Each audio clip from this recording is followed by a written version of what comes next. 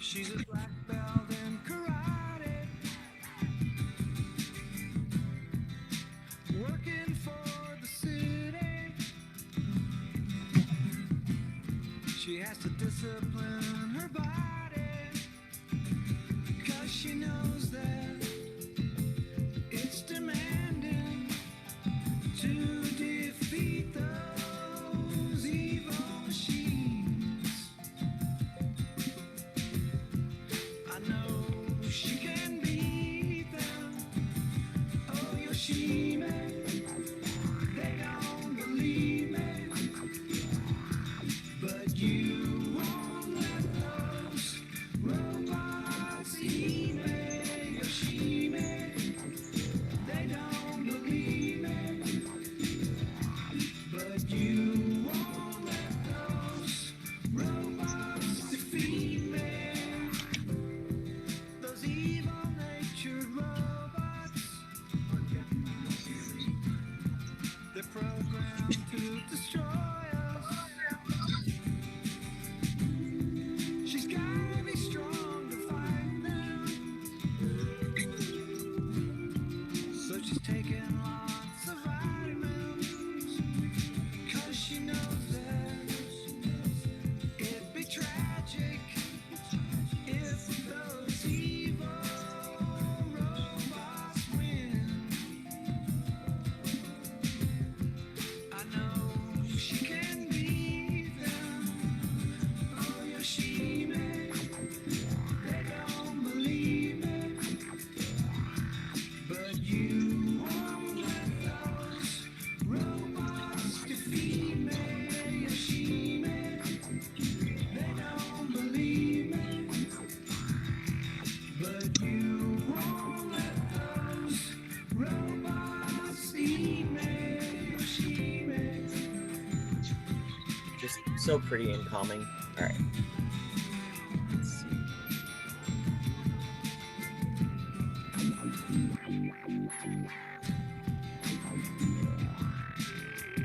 All right, still a few people rolling in.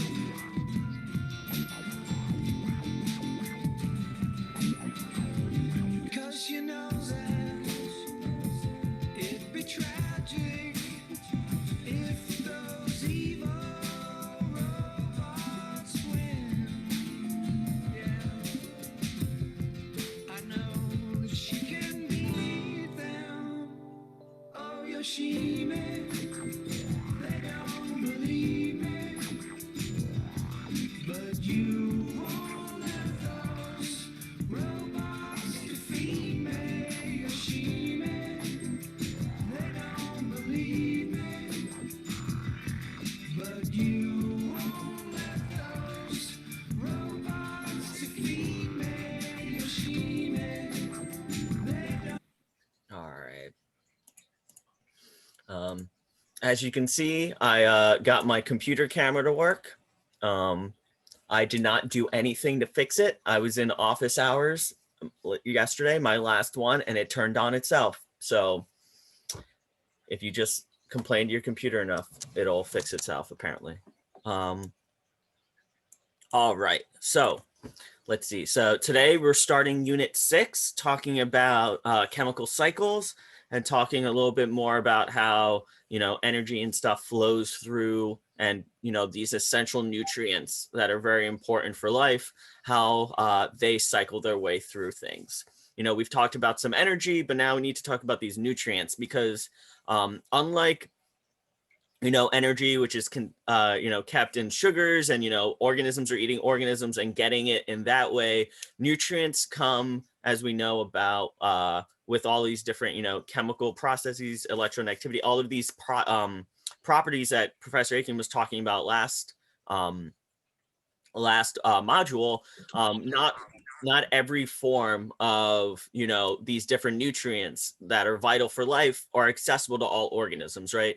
Our ability to break things down vary between species. Our ability to deal with oxygen versus carbon dioxide vary, and so organisms create these different niches in these biogeological, biochemical cycles. So we're going to start talking about that.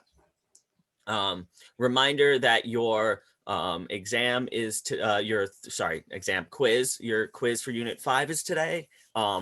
If you asked me questions last night, I have not gotten time to get to those emails, so I apologize about those questions. And then in terms of recapture, I haven't put up any, as some of you asked, I haven't put up any terse answer key, simply because the short answers were so varied in what you were allowed to talk about. So I've been just giving everyone who needed or wanted to know individual comments on their specific answer, instead of just giving you a mock-up thing and comparing it. So again, I will get to those after class when I can in terms of that. So let's see. All right. Cool. All right. So for unit 6, we're talking about biogeochemical cycles. And so for my examples for today, I'll be talking about, the two main organisms I'm going to be talking about that are weird today, since, I like to, show strange examples, are, at the bottom here, we're looking at fungi. So just going to talk about fungus and fungi in the environment and how they act as very important decomposers. We've talked about a lot of these trophic levels, organisms eating organisms, but we haven't talked about, decomposers and their role in the environment, besides the broad general understanding of they return things to the earth. And then up here, I'm showing an example of all these tube worms that are actually living around hydrothermic vents in the ground. And so these are actually organisms that are living without sunlight, and which we generally consider to be vital for some for that base creation, right, those primary producers.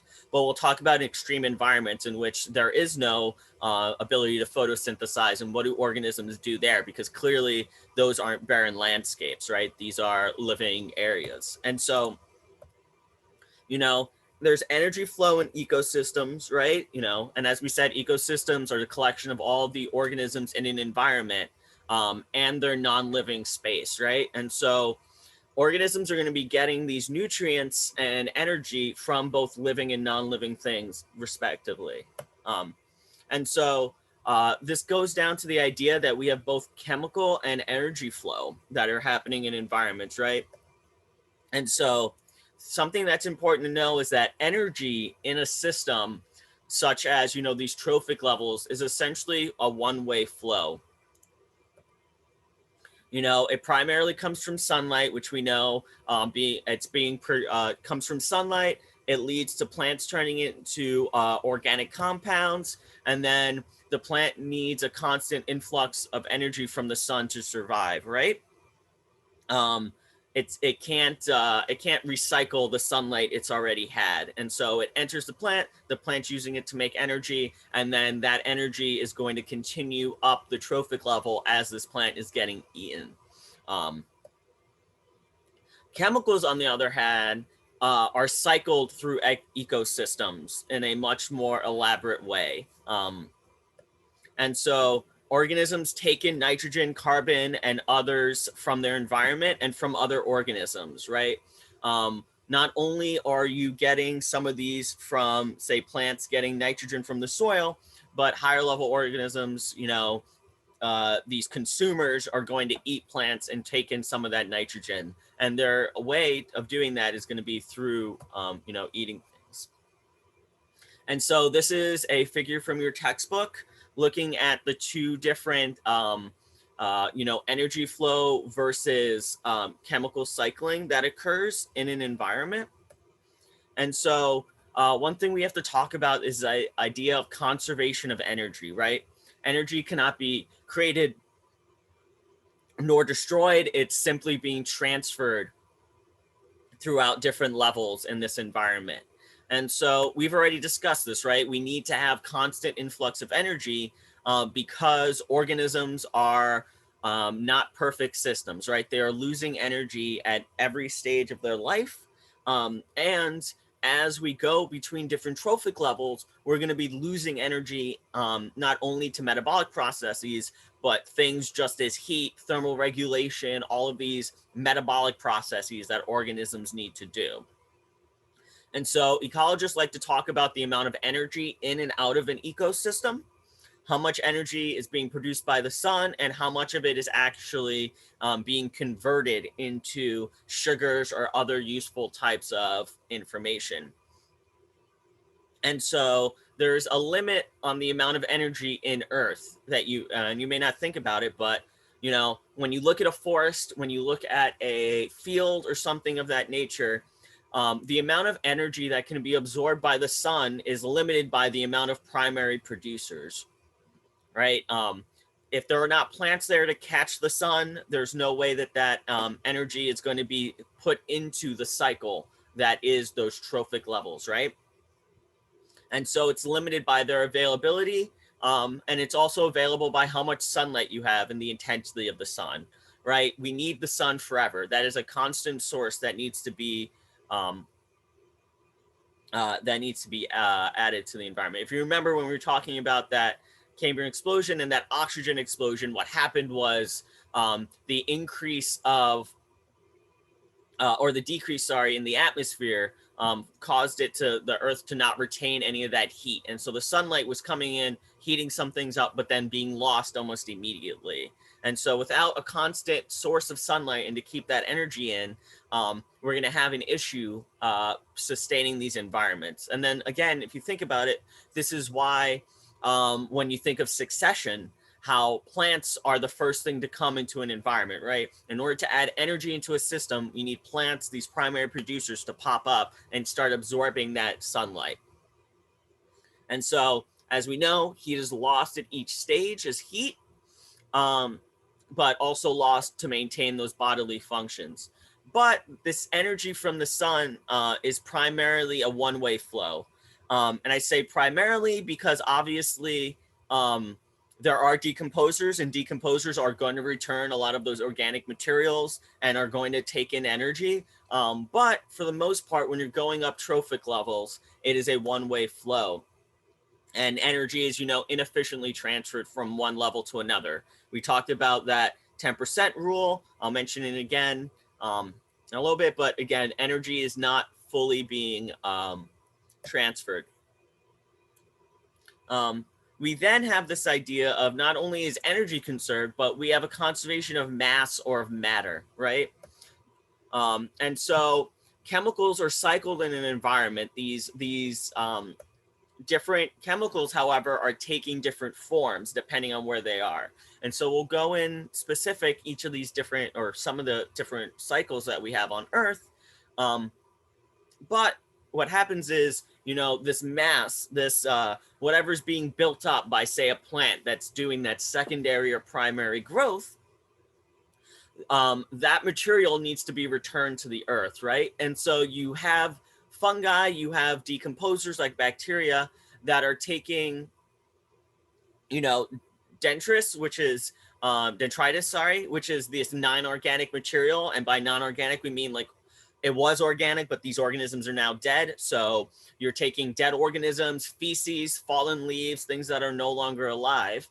And those still maintain energy and mass and chemicals in them, right? And so those are being broken down by decomposers, and those chemicals are being primarily returned to the soil.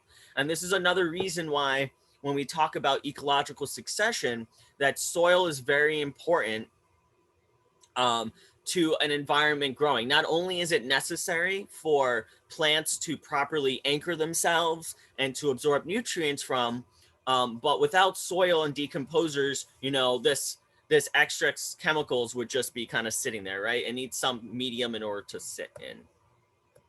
And so we're going to talk about in this idea different levels of production and how ecologists kind of and how they measure production. And so we're talking about making energy and passing energy. And so we have gross and net production, which are the amount of energy from light that is converted into chemical organic molecules over time. So essentially, the total respiration, the GPP is the total respiration of all organisms. Plants are taking in light and then they're converting that light into organic molecules, right? Sugar, and then they're ultimately converting it into their own mass and body, right? And so this would be the total energy being produced by an environment. Now there are different levels of this, just like levels of metabolism, right? There's a total amount of energy that's being converted, but how much of that is actually adding to biomass, right? How much are organisms growing in the environment? And so your net ecosystem production would be the amount of biomass that's added by producers and consumers. So the amount of respiration that's occurring minus the amount of energy that's being lost. And so that's how much biomass, how much, organic molecules, weight essentially of plant is being added to an environment. And then there's also this smaller idea of a net primary production. So for a set organism, how much of this respiration is occurring? How much energy are they producing? And then how much is actually being used by the organism, right? So how much of that production of energy is actually accessible to higher level organisms? And so generally speaking, when we're talking about plants, usually about half of that energy is being put into a form that another organism can access, that can be taken in. So I'm not going to ask you to calculate any of these, but I would like you to know the difference between, or the idea that there is, these are different levels, right? So there is the amount of total energy that's being converted into organic molecules. So everything that's happening in an environment, the amount of energy that's lost over time by organisms, subtracted by that will tell you how much extra biomass is being added to the environment. So how much extra plant matter we're able to put into the environment. And then the net primary production is, again, the amount of energy that's being produced that's actually being removed by the producer itself. And so this is how much is readily available for high level organisms. This is how much net biomass is added, because again, different plants are going to be able to utilize a different amount of energy. Some of them, a vine may grow longer and longer, but it's not going to be adding, that thickness that a tree is. And so a tree is going to be utilizing a lot more of its energy in order to grow, to thicken, to grow in height. And so this amount is going to vary depending on what organism it is. And so when we talk about this, there are limits to growth, right?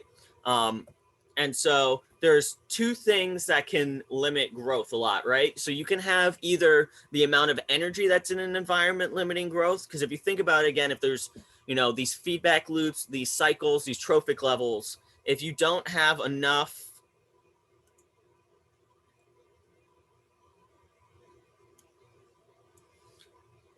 Yes. So great question. So when we look at this and we're looking at this primary production, yes. So the other half of this energy that's being lost, this RA, is going to be energy that's used to grow, to reproduce, to maintain your cells, right? Those are all ways that they're losing energy. And so each organism, depending on its lifestyle, is going to utilize more or less of that energy, right? And it'll also change over time. So, plants that are going through their early stages and are just growing are going to use a different amount of energy than, say, a plant that's starting to create buds and create flowers and gestate and have seeds, right? And so this will change over time as well. Um,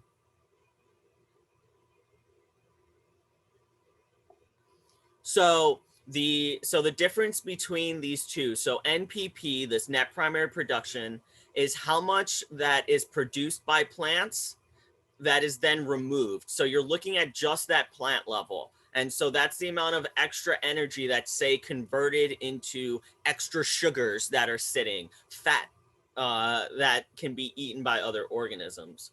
The NEP is an ecosystem production, right? And so I guess I didn't highlight this enough, but when you're looking at NEP, not only are you looking about the amount of mass that the plants have added, so how much extra plant matter there is, say leaves, grass growing, but also how much extra biomass is added by consumers. So you're looking at, when you look at NEP, you're looking at the weight of all the plants, all of the grasshoppers, all of the wolves. How much extra weight can all of those add? Um, and so NPP is how much biomass plants add when compared to how much energy they create. Exactly. hmm And then because organisms, these consumers are going to have their own metabolic processes and their own varying levels of efficiency, this net ecosystem production is going to be much different than just the primary production, because again, things get less efficient as you go up levels. But sometimes scientists want to know, maybe we've added not as many extra, grasses, but the grasses that are there are feeding more consumers, right? Maybe they're more efficient. And so these will vary greatly depending on each of the environments. Good questions. Good questions. Um, and so, as we were talking, there are a lot of things that can limit growth, right? We were talking about, different interactions between organisms, access to chemicals. And so, one thing we need to talk about, though, is the fact that, a lot of these abiotic factors that are in the environment are important chemicals that organisms need to grow and in order to do their processes. And so, limits in environments can often be limited simply because of their access to those nutrients. So, for instance, in this graph right here, we're looking at the precipitation, so how much water there is, and then the amount of primary production. And so this they're talking about above ground, right? So there's a lot of like roots and fungi and things underground. They're not looking at that. But as you can see, is as you increase the amount of water, for instance, an important vital thing for plants, you increase the amount of organisms that are able to live in an environment. And so obviously plants have a limit, if you flood an environment, plants are going to start having those osmotic issues. And so it reaches an asymptote. But, many times certain nutrients such as water or nitrogen can be the limiting factor of an environment, right? If you don't have enough nitrogen in order to make your essential amino acids, you're not going to be able to sustain higher level organisms, right? We all need proteins and we all need enzymes. And so, the limiting nutrient is whatever element must be added to an environment to get production to increase, right? If you remember, talking about our respiration, we need a certain amount of oxygen, a certain amount of phosphorus in order to make these different chemicals. Energy they needs to be, as needs to be transformed. And so if you don't have enough of those nutrients in one area or for one of your metabolic processes, you're not going to be able to move forward with it. And so this all varies depending on the ecosystem, but generally speaking, nitrogen and phosphorus are often what is limited in environments. And so part of that has to do with the fact that organisms are going to take in phosphorus and nitrogen, and they're going to have them in their bodies. But you could also have things like running water, such as rivers, can actually take phosphorus that was, say, in a plant that's died, and they can wash it downstream. And so all of these chemicals are actually being moved a lot. And so one thing we'll talk about later is the role of bacteria, the role of protists and other small single-celled organisms in an environment. And one thing that's important about them is often, especially bacteria, they return nitrogen to the environment in a way that plants can access instead of necessarily just being, the gaseous nitrogen in the environment. And so that would be example of one of these, positive relationships, mutualism, right? Bacteria are taking nitrogen from the air and in the soil, and they're converting it into a way that plants can utilize. And so they're both coming up for that. And so, these nutrients, right? So for example, in this example I have here, a fox eats a bird, but those birds will no longer provide poop. And so as foxes remove birds from the environment, grass isn't going to grow as well because the birds are no longer, spreading poop and spreading those nutrients, that nitrogen and phosphorus, into the grass, right?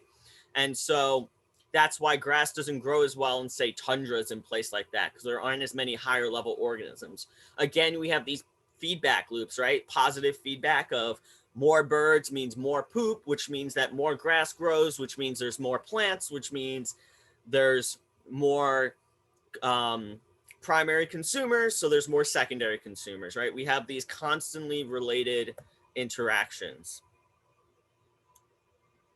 Um, and so obviously there are issues where you can have both, this can be both positive and negative, right? We have, if you have too many of any specific level, you can cause problems. And so you have these different, limits and things that can grow. So for instance, right, if you have, what is a normal ecosystem, and then you have low nutrients available, for instance, and then all of a sudden you have a high set of nutrients, say, for instance, in the Great Lakes, we have all this farmland that's around the Great Lakes. And what happens is as waters run, as rivers run, you have these extra nutrients from fertilizers rushing in to this once, much lower energy level lake. And so what will happen is when you have excess nutrients, all of a sudden, all of the organisms are like, great, we can start producing more. And so you have a bloom that leads to a really high level of biomass, which can be great. But in this example, I'm showing you it's actually really bad, right? So when you have all of this excess fertilizer, nitrogen returning to water, you have algae blooms, you have all of these areas where all of a sudden these photosynthetic organisms are starting to grow up. So if you remember, so negative and positive feedback are not necessarily positive and negative effects, right? Just because it's a good thing that happens doesn't necessarily mean that it's positive. So it has to do with what process is being pushed forward. So by adding higher nutrients, you're leading to a positive feedback loop of increasing the amount of photosynthetic bacteria or protists that are in the area. In this case, what's going to happen is it's going to create a positive feedback on those organisms. But then, for instance, if you ever know about algae blooms, what happens is these organisms procreate, you create these areas in which all of these areas are no longer getting light, right? All the areas below these photosynthetic organisms are no longer getting light. And so not as much energy is going to get to the lower levels. And so it's going to limit the amount of solar radiation. So that's going to then cause a negative feedback loop in which all of the organisms that are in that water that need access to those nutrients are actually going to die off.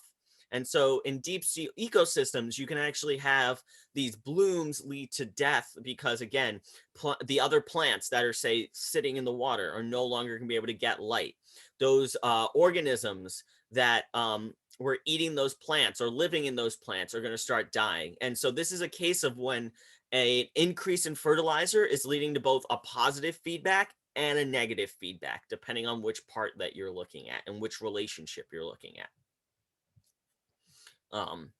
And so, for instance, as I'm saying this, light is usually limited to being absorbed, within 15 meters of water. After that, the energy of the light isn't enough to break through. But things at the top start to die more often because of this limitation. But then again, these feedback loops are very complicated, right? So when these biomasses die at the top, they then fall to the sea floor. So all of these photosynthetic organisms eventually will die or get eaten and will drop down. And so they, hopefully there are organisms at the bottom who can still eat them, but not necessarily, possible. And so what happens, right? What happens when you have no energy? How do organisms sustain themselves? And so there's these ideas. And so there are going to be 4 terms that we'll talk about later on in terms of the different roles that protists and single-celled organisms can have in the environment. But, without energy, there's still life, right? So as I said, these are these thermal vents in which you have this black smog. You have all of these chemicals, sulfur and things coming in from the Earth's core and boiling into the water. And so there are organisms that do what is called chemosynthesis. And so instead of using sunlight in order to produce energy, they're using different compounds and inorganic compounds in their environment. So for instance, these organisms are taking sulfur, they're taking carbon and taking all of these stuff from these black clouds, and they're using the innate energy in those molecules in order to create their own organic compounds. And so they're doing their own version, chemosynthesis of kind of this weird photosynthetic behavior. And so we're not going to watch all of this video. I'm going to skip around to some cool pictures. If you would like to watch it, I would definitely suggest it because it is a 9-minute video looking at like all of these different aspects of these thermal vents. And so let's just look at, how they're set up, right?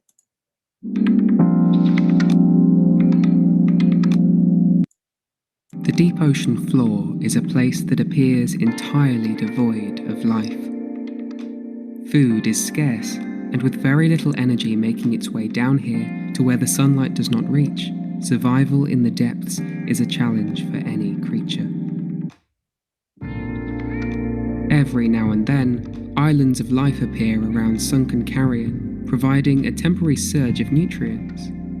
But eventually these fade away and the deep sea becomes lifeless again.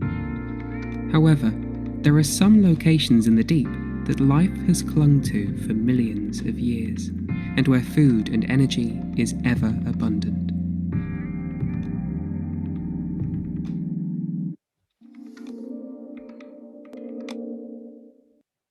Show Two Golden Nights. The 2-night MTV Movie and TV Awards event starts this Sunday at 9. Let's get real. This isn't really my house. Thank you, Rachel, Trent, other PA. Here, at depths of 2,000 meters or more, life gathers around hydrothermal vents in great numbers.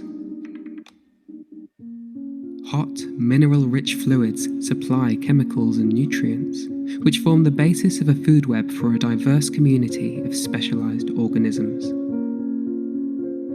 An oasis of life in the deep. Since their discovery in 1977 near the Galapagos Rift, hydrothermal vents have redefined our understanding of the requirements for life to survive. Up until that point, we had thought all life depended on sunlight to survive. But this extreme ecosystem represents the only place on Earth where the ultimate source of energy for life is not sunlight, but the Earth itself. And so here they'll talk about Though they are toxic to humans, the chemicals that are expelled within the superheated water contain nutrients that bacteria are able to convert to energy, much like plants convert sunlight during photosynthesis. This process of converting chemicals to energy became known as chemosynthesis and it redefined our understanding of life.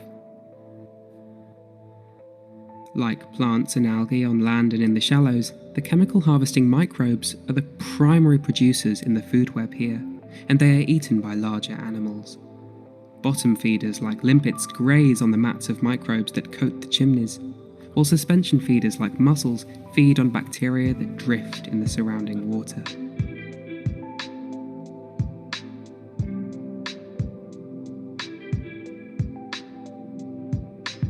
But there are also more complex creatures, like the yeti crab, which encourages the growth of microbes on its claws and shells, and using highly specialized hairy mouth appendages, it scrapes the bacteria into its mouth. The creatures here have remained unchanged for millions of years. So if you like to look at it, there's a lot more to that video. But yeah, so, organisms don't necessarily need light, but they're generally speaking, most organisms and most environments do, right? These hydrothermic vents are very specific areas that have life, growing in this very specific way. And so, in other environments, there are chemosynthetic organisms, but it's not the primary way that energy is added into the environment, simply because it's a lot easier to say break down and be accustomed to dealing with sunlight than it is to evolve a way to say break down these highly complex chemical structures, right? And even so, I thought it was so cool, the yeti crab grows its own food on its back with bacteria, right? So Jeff Goldblum, life finds a way. But yeah, there are a lot of different ways that production can occur in an environment. But again, in each of these cases, there are still essential nutrients and energy that needs to exist in an environment, right? And so we talked about this trophic efficiency before, right? The fact that not all energy is pushed through an environment and stuff is lost by organisms, right? And so organisms have a net production efficiency. So it's the percentage of production of energy that's transferred, right, from one area to another. And so, for instance, right, we have this caterpillar that's eating a plant. It has 200 joules of energy. Joules is the unit of energy. And so it's going to lose, say, half of it to feces, right? Just things it can't process. It's then going to lose, a third of that to cellular respiration, or 2/3 of that to cellular respiration, just its normal metabolic processes. And so the growth there would be this 33 joules, right? This growth would be the new biomass, that growth that, and so here we have maintenance and here we have growth. And so this is the new amount of energy that's added to the environment after that organism is allowed to eat. And as I said before, it's usually 10% efficiency. But between organisms at different trophic levels and lifestyles, some can be more or less efficient. And so it can be anywhere between 5 and 20%, generally speaking. And so, we have this primary production from organisms, but then we have secondary production, which is, that NEP, right? The making of biomass from eating plants, that additional amount of, thickening of the caterpillar and something like that. And so it's animals making animal cells. And so between primary and secondary production, it's even lower, right? It's only like a sixth of the energy, depending on the organism, is going from that first food source into the creation of more cells. Only about a sixth of it, right? Which would be like this 33 joules. Caterpillars have very high efficiency of this 33%, but a lot of higher organisms, such as predators, apex predators, are only converting 1 to 3% of the total energy in what they're eating. And so the production efficiency is like that next secondary production divided by the amount of primary production. So again, what percentage of that energy that caterpillar is taking in is it actually adding to itself? Again, I'm not going to ask you to calculate those, but I'd like you to know how energy is transferred between these trophic levels, or the efficiency about them. And so, wow, I'm going way too slow. And so we have these different geochemical cycles, right? So we have both global and local cycles of important chemicals, right? And so you have temperature, moisture, and nutrients. Once again, water is going to limit things. Temperature is going to affect how organisms can properly survive. And so some of these cycles, right, gas can transfer certain ways. So like oxygen, water can transfer in gaseous form, but other chemicals are mostly going to be transferred in the soil and can only be transferred locally, right? You're not necessarily, if you have flowing water, again, you can have like phosphorus being taken from one area to another. But a lot of things, such as, you know, the chemicals that are in a plant, when that plant dies, they return it to the soil. And so the returning of it to the soil means that the energy is only available weekly. And to answer Elizabeth, no, we don't have a homework assignment this week. I figured with recapture and your quiz and everything, that was probably enough for now. Let's see. And so these different cycles that we'll talk about, see if we have time, is the water cycle, you know, how water, the nitrogen cycle, the carbon cycle, and then the phosphorus cycle.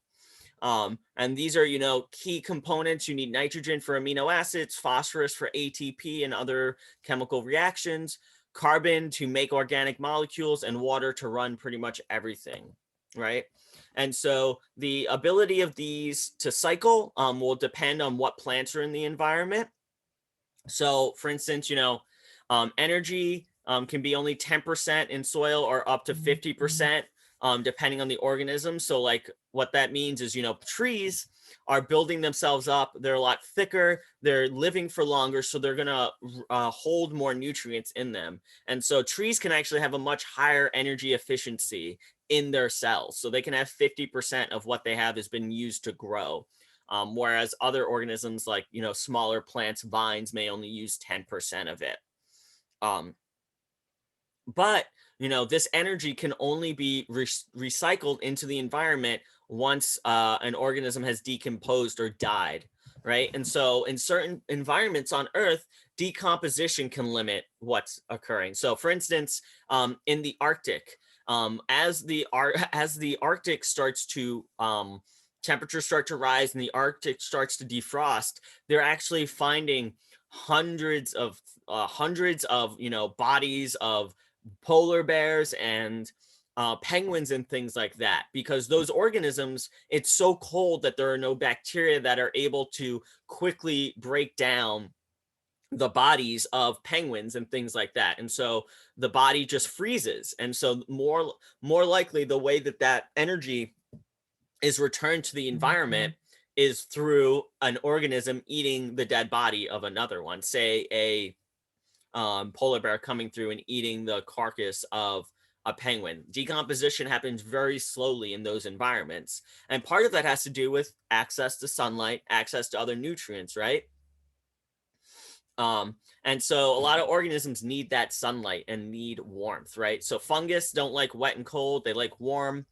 And so you need them in order to break things down and to act as decomposers rather. And then after you say have these decomposers returning nutrients to the water, you can then have weather, erosion, flowing water that can add minerals from the environment back into the ground, right? So you have the breakdown of rocks by erosion that will add phosphorus and nitrogen and other of these base inorganic molecules back into the environment. And so there's a cycle between all of these, between organisms taking these back up into the environment, growing, dying, being decomposed, and then those materials being re-added to the environment. And so for each of these cycles, I've broken them down into a few things. So biological importance, I think, is the most important thing. So why organisms need these chemicals. So specifically phosphorus. They need them to make nucleic acids for their DNA. They need them for phospholipids, for ATP. Depending on organism, they may need them for minerals, for the building of teeth or bones, or some of these higher things. And so these are very important to all organisms to do even the most basic metabolic processes. And so then you have reservoirs, right, of where do they get them? Or these organisms get phosphorus from rocks or dissolved in water or soil.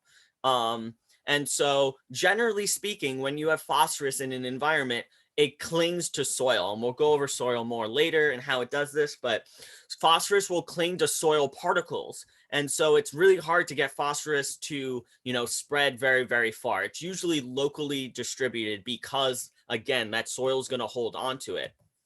And so I'm not going to ask you specifically what these forms are, but for instance, phosphate is one of the forms that's available to different organisms in an environment.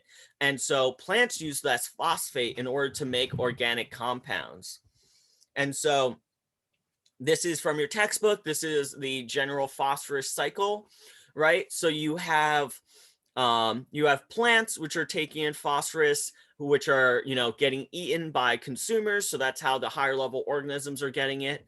But as plants die, they're then being decomposed, and that phosphorus is starting to be put back into the ground. Now, in order to get this phosphorus into new environments, what will happen is, as we said, there's going to be that breakdown of soil. There's going to be that erosion. And so phosphorus is going to be decomposed into the soil. The phosphorus is then going to leach into the water, either through erosion or diffusion. And so, even though the diffusion is very small scale. And then now phosphorus is going to be available to these aquatic conditions, right? You're going to have plankton, you're going to have other small organisms that are going to be taking it in and then again dying and returning it into the environment. You then have sediment, which is again just that dirt underwater. And so then you can have that sediment being pushed up into the ground, being compressed, and then weathering can again return it back into the water or other grounds, right? So you have weathering of rocks, which creates groundwater surface phosphorus levels. Phosphorus is then taken up through that water and through that soil and made into biological molecules, which are then eaten by consumers, and then decomposition returns them to the soil. So that's the basic way that phosphorus is cycled in an environment. And so again, it's very important for decomposition in plants in order to allow these into the environment. And so very little phosphorus becomes aerated and can travel through the air. And so if you don't have ecosystems coming into contact with themselves in this way, you're going to have issues with phosphorus cycling. Water cycle is probably something you might remember, especially I feel like we talked about water cycle a lot as like in elementary school and things of that nature. But obviously water is important for all organisms. It influences the rate of metabolic processes like decomposition and primary production. Without enough water, you can't grow enough plants. Without those plants providing nutrients and working with bacteria, decomposition acts slowly. And so one nice thing about water is that almost all organisms are capable of exchanging water directly with their environment, right? They all have to deal with osmoregulation. And so all organisms have some way of taking in water from their environment, either through eating of other organisms or take up through their soil, their roots, their skin, things like that. Most organisms deal with it in liquid form, And so, for instance, where do we get water? It's everywhere. The ocean is 97% water. We have rivers, we have lakes, we have bodies. And so it's always, readily available. But you might remember this in terms of the water cycle, right? You have ground runoff, you have water that's being encased in the earth. You then have evaporation from heat, in which water is going into the air. It then condenses when it gets colder, and then you can either have precipitation over water or over land or over the ocean. But either way, it constantly rains. We have water being moving, flowing from high levels say in mountains down to lower levels into valleys. But we also have water contained in salt, in snow and in rain and things like that. So you have absorption of, that sunlight that is also not only hitting plants, but water, increasing in temperature and evaporating. And then obviously that water starts to condensate, forming vapor and clouds. And, a lot of organisms can take advantage of that. And then precipitation, as these clouds move, you have water going from one environment to another, right? A lot of winds, as we said, winds and things will travel and push water currents and humidity in the air and things like that. And so, we also have transpiration, right? We already talked about all that water that is lost by plants throughout the day as they're going through their metabolic processes. So those also act and add water back into the air, which leaves it into a way that can then condense and, lead to falling and things like that. And then obviously surface and ground level flow. And so water, we know why we need water. Carbon, obviously forms all of the framework for organic molecules in an environment, right? And so carbon is usually, brought into an environment through photosynthetic organisms using CO2 during photosynthesis, right? These plants, these protists and everything are taking nitrogen, carbon dioxide, taking a gaseous form of carbon, and they're converting it into organic forms. And so that is, again, those primary producers. Whether you are chemosynthetic or photosynthetic, you are taking some type of carbon that's available to you, and you are taking it from an inorganic form and converting it into an organic form that you yourself can use, which then you're going to get eaten. And after you're eaten, it's going to be added to the cycle. And so carbon is found in soils, in sediment, and in aquatic systems.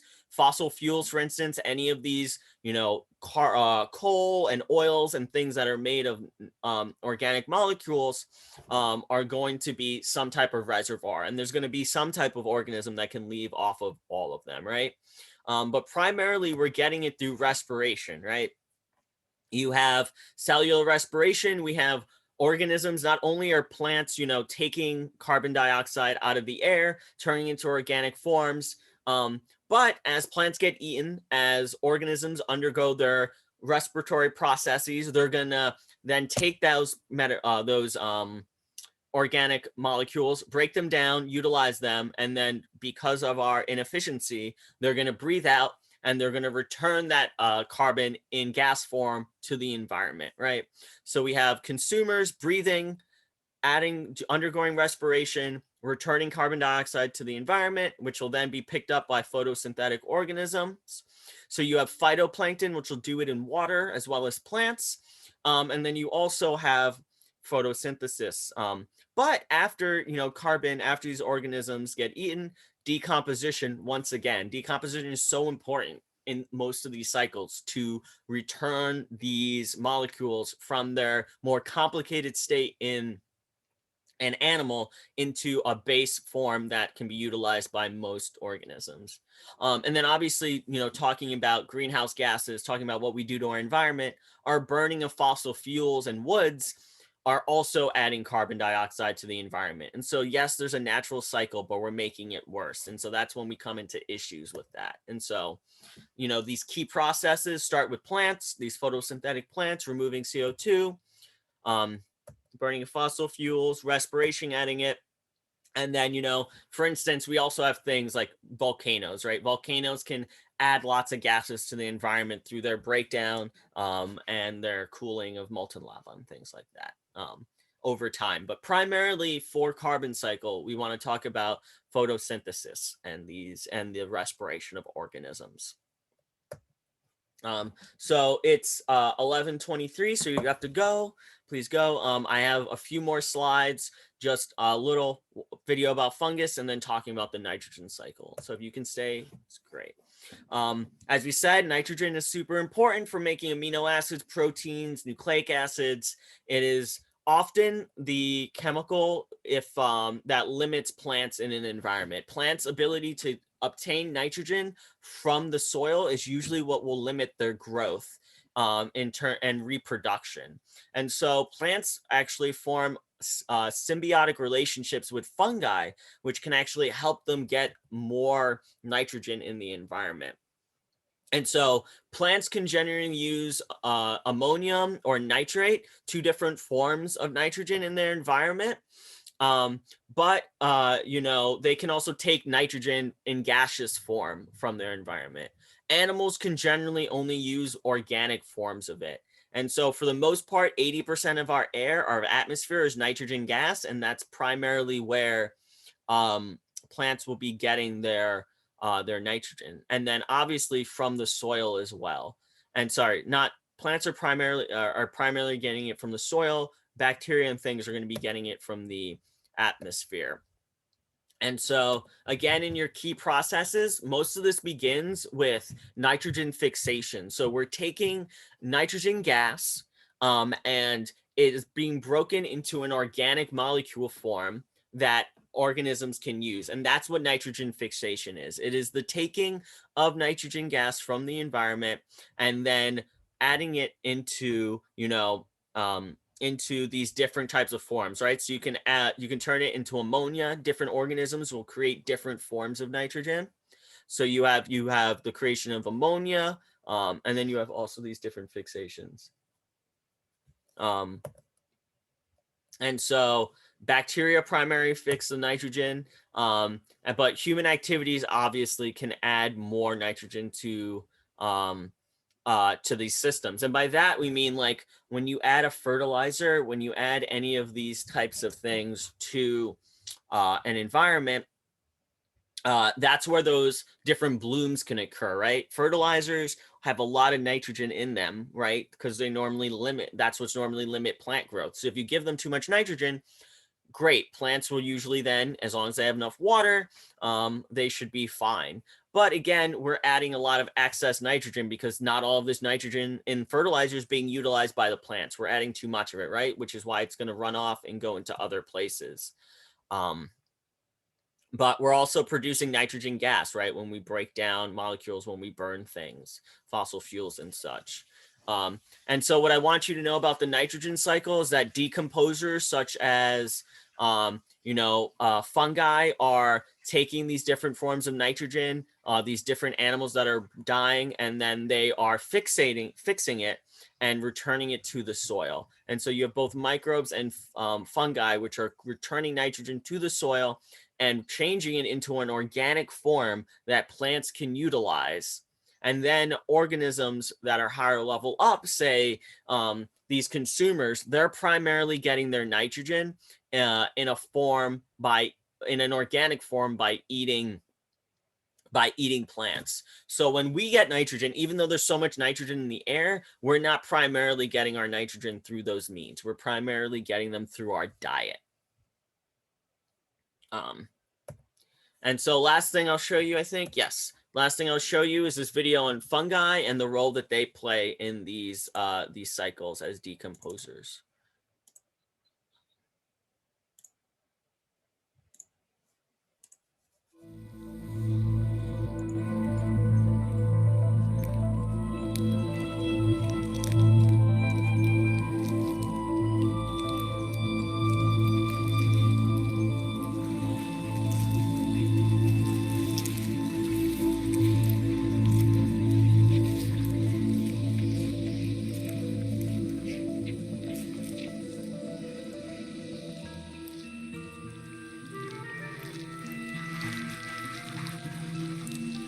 In temperate forests, the build-up of leaf litter creates rich stores of nutrients. That, however, doesn't happen here. Nutrients that reach the soil are leached out by the rain, but fungi are connected to tree roots by their underground filaments, and by quickly consuming the dead, they help to recycle crucial minerals straight back into the trees.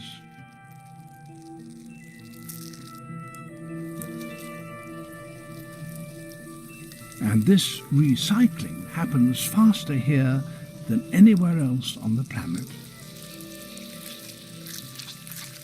I'm so sorry. I meant to put on the quiz map.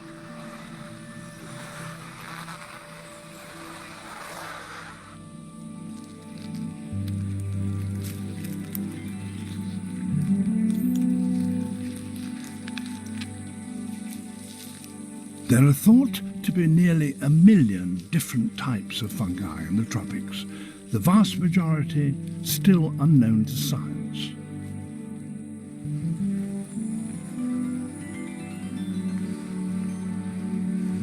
But one thing's for certain, without fungi, rainforests could not exist.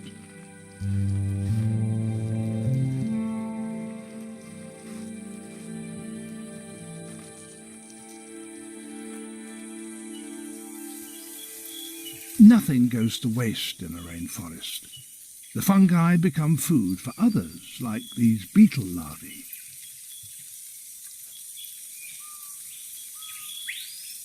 Finding the fungus isn't a problem for the grubs, since their caring parents actually show them the way.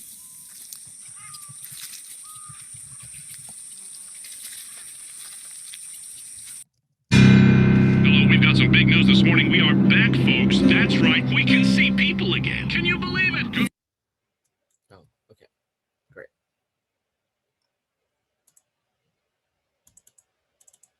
All right, so that's all I have for the basics of these cycles.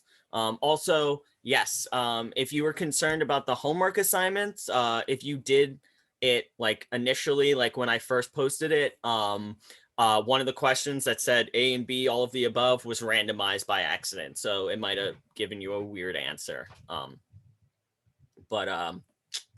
Yeah, it should be fixed now. So if you go back and review it, it should give you the right answer. Cool. Well, thank you, everyone. I hope you have a good weekend and good luck on your quiz. Yeah.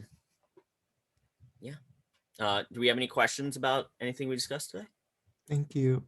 You're Can I welcome. possibly ask a few questions about content on the quiz today, or is it too late to ask that?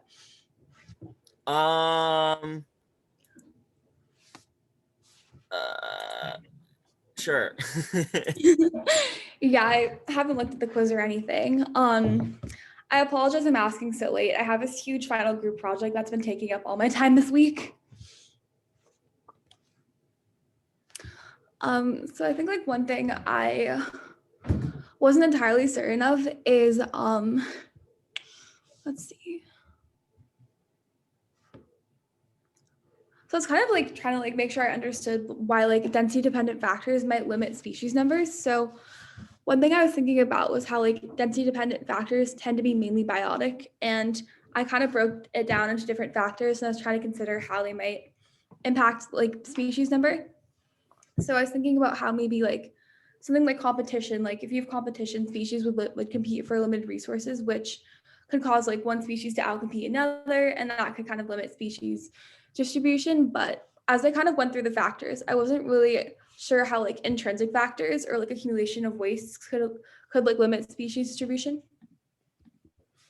Well, so, just think about it in terms of, all these organisms are producing, wastes, right? They're producing waste in their environment. They're doing things of that nature. And so if you have too many organisms in an environment, not only are, deer gonna eat themselves to death by eating all the lower level organisms, but they're going to be adding, nitrogen, phosphorus. They're going to be adding all of these different compounds to the environment, which may not necessarily be in a form, if we think about a form that is readily available to all other forms of life, right?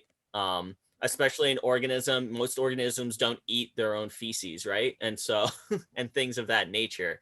So, you're going to make things more hospitable for other organisms than necessarily yourself. Plus, again, if you have things like that, right, you have the ability of disease to spread more readily when you have more organisms, right? They're just coming into contact. So anything that could be negative from a community effect is exacerbated the more organisms you have living close to each other. Okay, that makes sense. And then I think other people might have questions, so they can go. I just noticed Yeah. my extra time is 2 hours and 15 minutes, but I think it's supposed to be 2 hours and 25 minutes. Unless, like, I don't know, I think it's supposed to be 2 hours and 25 minutes. But last time it also said 2 hours and 15 minutes. Right? So it's Unless I'm just like calculating it wrong, but I'm pretty sure. I think 215 is right. yeah, right. 90 by 1.5 is 135. Yeah. Okay, maybe I just calculated it wrong then. That's all right. Don't sweat Okay. it. Don't sweat it. Thank you. You'll be fine. Yeah. Today's Thank you. chapter actually belong to Unit 6, correct? Sorry? Today's chapter belong to Unit 6, correct? Yes. It's going to appear on our quiz 6, and everything of this module 2 is going to be on the final exam. Yes. So this stuff will be on quiz 6, and then the final is going to be a module 2 information from quizzes 4, 5, and 6. And so module 1 is not really gonna be included, kinda, I assume. Not specifically. There are information, unless I'm misunderstanding. No. There's concepts that kind of go through all of the ideas, but specifically, I'm not going to ask you to review electronegativity and things like that. But I might come chase you down on campus and ask you. Kidding. No, right? So like you're taking, remember we talked about this at the beginning of the semester. It's like you're taking 2 courses. They're very related, but you already took your final for module 1. Okay, great. So as long as we turn it in before 10 tomorrow, it's fine, right? Yeah. Great, thank you. Have a good day. Yeah.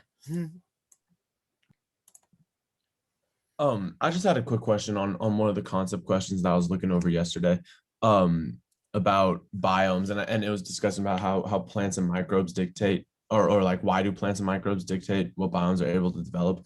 And I think I kind of understand why plants do, which is kind of like, oh, certain climates support certain plants, so only certain plants can be produced in certain biome, and like that characterizes a biome in that sense.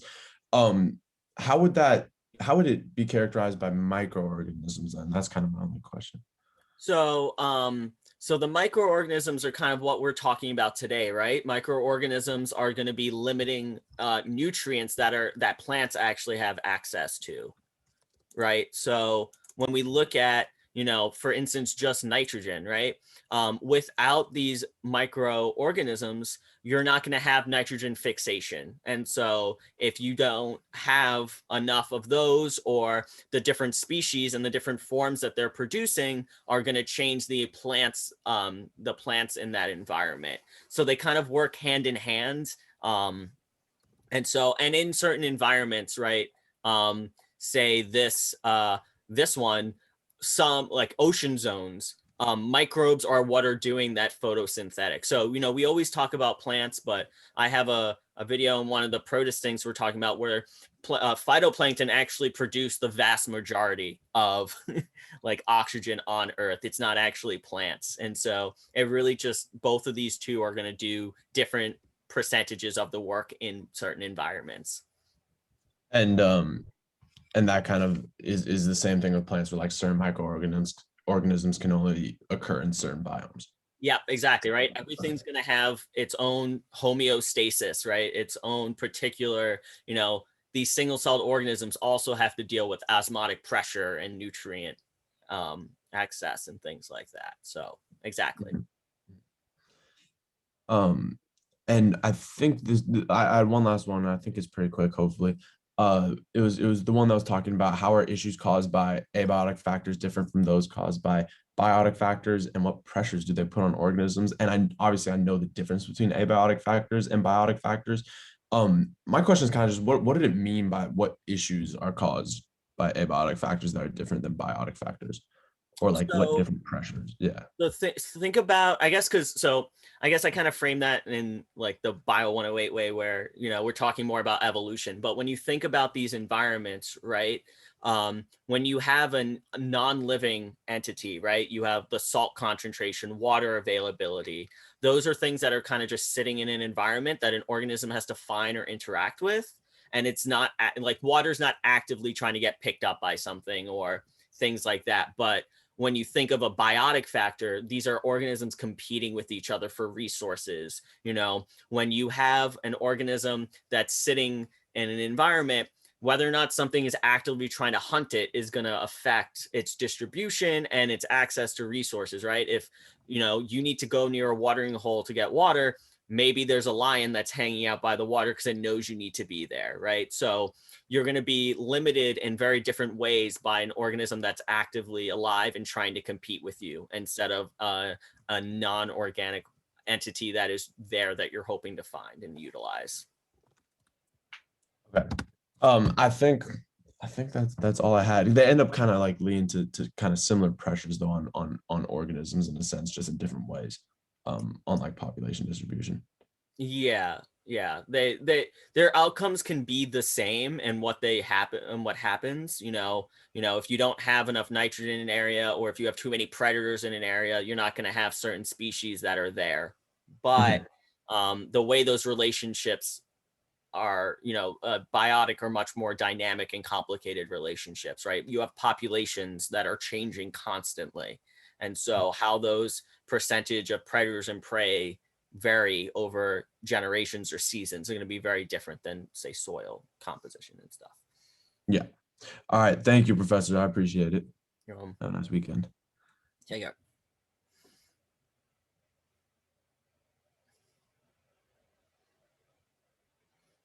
Annie, did you have any questions, or I guess Kate can keep asking? I'm good. Right. I just had 2 more questions if you have the time, but I also understand that like I've gone over a bit, so. Sure. I think one thing I was also kind of wondering about, kind of like on a piggyback to Jack's question, was how like you could differentiate between like the chemical and the physical abiotic factors and how they affect species distribution. Like I wasn't entirely sure like how to make that distinction. Between physical and chemical ones. So like the difference between, like, you're trying to think of like mountain ranges versus like access to like nitrogen or things like that. Yeah, exactly. Yeah, so I guess it's kind of a scale thing, and like things such as like weather, right, which would be a really large scale abiotic factor, is something that's going to affect a really large area and a larger ecosystem. Say, like, again, the weather is affecting this entire area of New York, right? And so there's that like greater ecosystem connection, but then chemicals, depending on what they are, will probably be, again, more localized, right? Phosphorus is going to be that chemical that if it's not flowing in water places, it's primarily going to be in one area, right? And so and it's, again, less dynamic in its changing, except for seasonality or things like that. Okay, I think that distinction makes sense to me now as well. And then this is kind of like a silly question, but I know that they're like enhancing or impeding interactions, and we were talking about those. Those are just referring to kind of like enhancing or impeding species distribution, or enhancing or impeding like biodiversity. Yeah. So in the context we're talking about, impeding is, the competition and hunting, right? What is culling numbers? What is deciding how many resources and how often these creatures can reproduce, right? And then enhancing is those intricate, relationships between organisms that help other ones live, right? Again, the ability of, organisms to have these, the fact that these organisms, like these nitrogen fixating bacteria, for instance, are helping plants live by providing a nutrient into their environment. Or in the example I shown was like a more specific, like symbiotic, where their niches are just so tied to one another. I think those are all of my questions. So thank you so much for taking the time to answer them. I remember I sent an email last night, and that's kind of what I was generally asking. So just thank you so much for taking the time again. Oh, okay. All right. Good to know. Well, good luck and have a great weekend. You too. Bye. Bye. Thank you. You're welcome.